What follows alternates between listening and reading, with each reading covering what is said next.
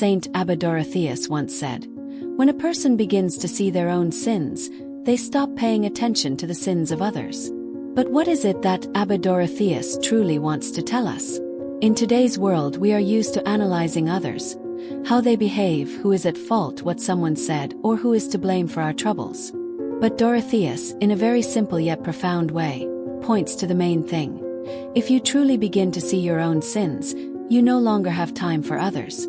Without attentiveness to oneself, without spiritual sobriety, there is no growth.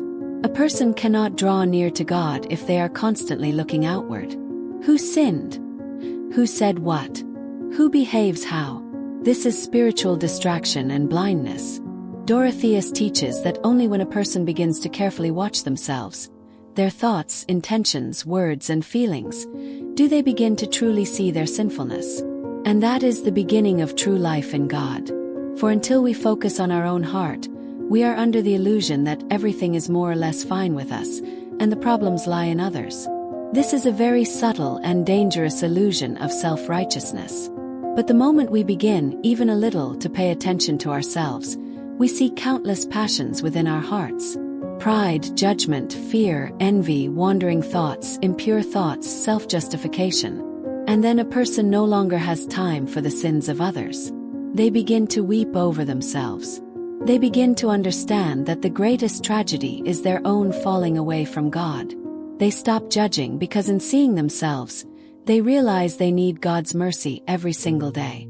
That's why sobriety, attentiveness to oneself, and inner focus are not some addition to the spiritual life.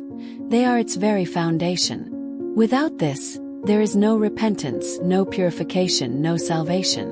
Only the one who sees their own sins can humbly bow before God and truly love their neighbor, not for show, but from the heart. The words of Abba Dorotheus are not just spiritual advice, but a living path to the purification of the heart. He does not teach us theory but experience. He says, in essence, look at yourself, know your weakness, pray in humility, and then the Lord will reveal the truth to you. Because only the one who sees their own sins truly repents, and truly needs God, and is truly able to love others,